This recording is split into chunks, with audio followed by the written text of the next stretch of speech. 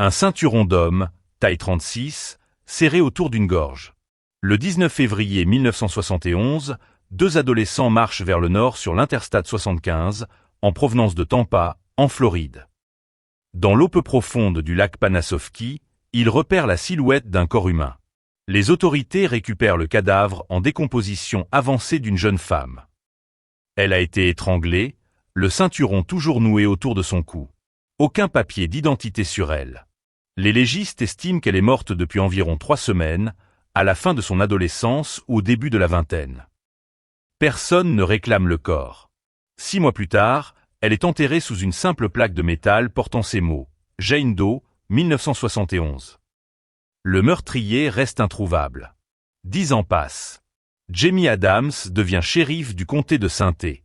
En reprenant les dossiers non résolus, ce père et grand-père est bouleversé par cette affaire sans nom. 1 an après son élection, il rouvre officiellement l'enquête et obtient une exhumation du corps. L'anthropologue légiste William Maple examine les restes et découvre une trace décisive. Une opération orthopédique à la cheville droite, un tendon glissé dans des trous forés dans l'os, la technique dite de Watson-Jones. Le shérif contacte alors l'artiste médico-légale Linda Galenay.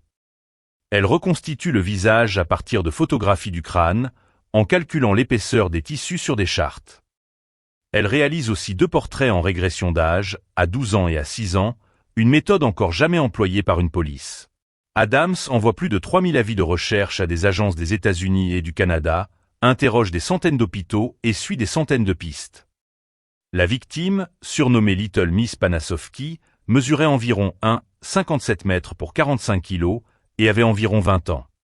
L'examen révèle aussi des soins dentaires importants, couronne et plombage, ainsi qu'une grossesse menée à terme. Elle avait mis un enfant au monde. Ces indices suggèrent qu'elle était bien entourée et a peut-être laissé une famille derrière elle. Malgré des années de recherche, son identité demeure inconnue.